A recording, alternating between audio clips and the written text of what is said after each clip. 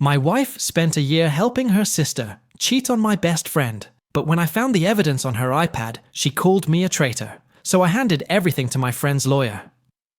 Now she and her sister are broke and homeless, and I woke up to 48 missed calls from her begging for forgiveness. My wife and I had a rule: no secrets, or so I thought. I'm sitting in a sterile lawyer's office right now, staring at a stack of papers that represents 10 years of my life turning into ash, and all I can think about is how easily she lied to my face.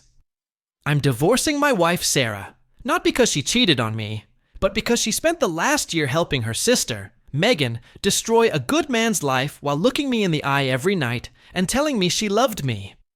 It started about a year ago, but looking back, the cracks were there long before I noticed them. My brother-in-law, Dave, is one of my best friends. We've been through everything together: job losses, the birth of his kids, home renovations. He's the kind of guy who would give you the shirt off his back and ask if you needed his shoes too. He and Megan had been married for 8 years, and from the outside, they were the gold standard. But then, Megan started changing. It was subtle at first. She was always at the gym, or working late. But she'd come home without a drop of sweat on her, or any actual work to show for it. Dave started getting worried. He'd call me, sounding defeated, asking if Sarah had heard anything. Every time I asked Sarah, she'd just shrug, her face a mask of perfect, chilling calm. She'd tell me that Dave was being suffocating, that he was tracking her every move, and that as a sister, she had to protect Megan's mental health. I believed her. Why wouldn't I? Sarah was my rock, my partner, my everything. I didn't realize she was actually the architect of a massive deception. The late-night phone calls were the first real red flag. Sarah would take her phone into the bathroom or out to the garage, whispering for an hour at a time. If I walked in, she'd jump like I'd pulled a gun on her, immediately locking her screen. She told me it was just sister talk, that Megan was going through a dark depression and needed her support. I felt like a jerk for even questioning it. I even told Sarah I was proud of her for being such a supportive sister. I was literally praising her for the way she was helping ruin my friend's life. The breaking point came 3 weeks ago. Dave called me at 2:01 a.m., sobbing so hard I could barely understand him. He'd found a burner phone hidden in the spare tire well of Megan's car. He didn't have the passcode, but he saw a notification pop up from a contact saved only as L. It was a photo of a hotel room with a bottle of champagne and a caption that read, "Can't wait for our Tuesday afternoon meeting again." Tuesday. That was the day Sarah told me she and Megan were going to a pottery class together every week. I felt a cold shiver run down my spine. I told Sarah what Dave found, expecting her to be as outraged as I was. Instead, her face went stone cold. She didn't look shocked. She looked annoyed. She told me to stay out of it. She said Dave was violating Megan's privacy and that if he was a better husband, Megan wouldn't be seeking comfort elsewhere. I was floored. Seeking comfort? I asked her point blank, "Sarah, do you know she's cheating?" She looked me dead in the eyes without blinking and said, "No, of course not. But I will always support my sister, no matter what. Blood is thicker than your friendship with Dave." That was the first lie. The second lie came 2 days later when I found Sarah's old iPad in the back of the junk drawer. It was still synced to her iMessage. I shouldn't have looked. My gut told me to stay away, but my heart was already screaming that something was fundamentally wrong in my house. I opened the messages between Sarah and Megan. My world didn't just crumble, it exploded.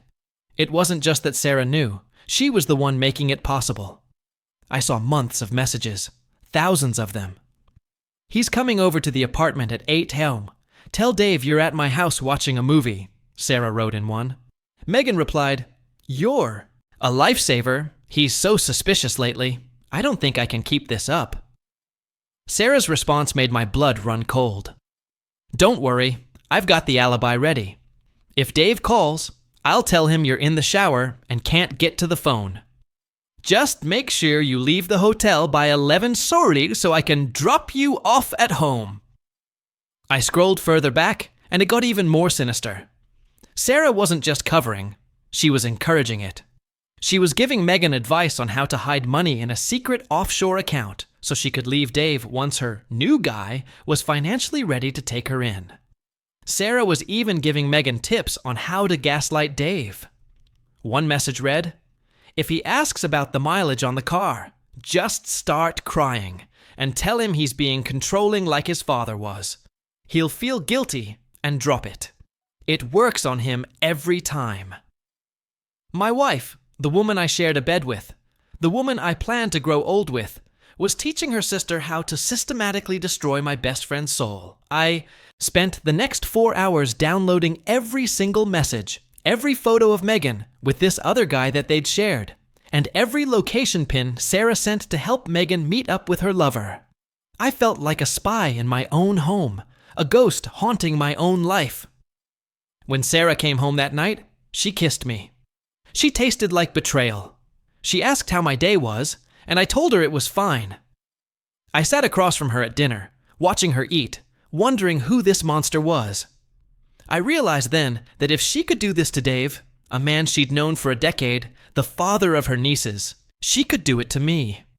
If she valued sisterhood over basic human decency, truth, and the sanctity of marriage, I was never safe. I was just the guy paying the mortgage while she ran a shadow operation for her sister's infidelity. I didn't confront her immediately. I needed to be surgical. I went to Dave the next morning. Seeing him break down as I showed him the iPad screen was the hardest thing I've ever done. He lost everything in that moment. His wife, his trust, his sense of reality. But he also saw Sarah for who she was. He looked at me, his eyes red and hollow, and said, "She's been lying to you every day for a year, man. Every time we had dinner, every time we went on vacation, she was laughing at us." That hit me like a freight train. I spent the next week working with a private investigator and a high-end divorce lawyer. I found out Sarah had even used our joint credit card to book a spa weekend for her and Megan.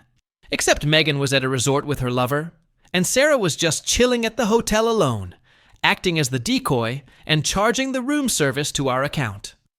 She used our hard-earned money to fund her sister's affair. The confrontation was yesterday. I waited until we were sitting in the living room, the same place we'd hosted Dave and Megan for dozens of Sunday dinners. The air felt heavy. I handed her a thick manila folder. She thought it was travel. Documents for our upcoming anniversary trip to Italy. She opened it, and I watched the color drain from her face until she looked like a corpse.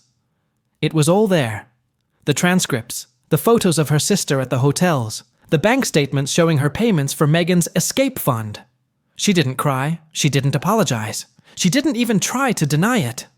She looked at me with this terrifying cold anger, an expression I had never seen in 10 years, and said, "You went through my things. You betrayed my trust?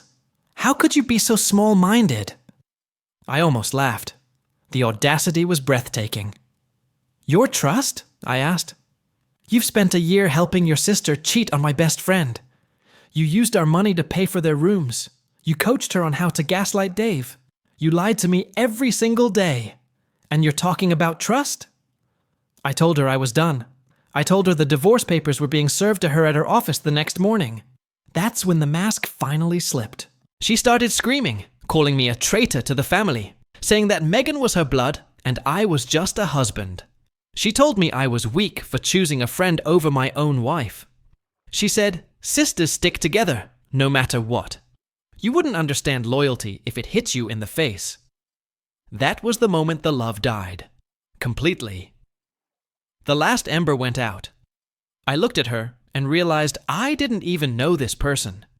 She wasn't the woman I married. She was a stranger wearing her skin. She had no remorse, no empathy, just a twisted sense of loyalty that allowed her to be an accomplice to emotional abuse. I packed a bag while she followed me through the house, screaming that I was making the biggest mistake of my life. As I walked out the front door, she yelled, Megan is going to take everything from Dave in the divorce, and I'm going to help her do it. You'll see. You'll both be sorry. Well, she can try. Dave has the same folder I have. He has the evidence of the hidden bank accounts, the proof of the affair, and the records of the conspiracy to commit fraud. The fallout has been nuclear. Sarah's parents are actually taking her side, calling me a snitch and saying I should have kept it in the family. It turns out the apple doesn't fall far from the tree. My own family is disgusted. My mom cried when she found out. Megan's lover, the new guy Sarah was so excited about, he dumped Megan the second the divorce papers were served, and things got real. He didn't want a woman with 2 kids and a massive legal battle. He just wanted a fling. Now, Megan is living on Sarah's couch in a cramped 2-bedroom apartment, both of them bitter, angry, and blaming everyone but themselves. I lost my wife, my in-laws, and my sense of security. But I kept my soul. I learned a hard lesson. Some people value loyalty over morality, and those people are the most dangerous ones you will ever meet. They will burn down your entire world just to keep their own. Secrets warm. I'm starting over now. My new apartment is quiet. It's a bit lonely, but for the first time in a year, the air I breathe feels clean. I don't have to wonder if the person sleeping next to me is plotting a lie. To anyone listening, believe your gut. If your partner is helping someone else deceive, they are just practicing on you. Don't wait for them to turn that knife on your back. Get out while you still have your dignity, because once that's gone, you have nothing left.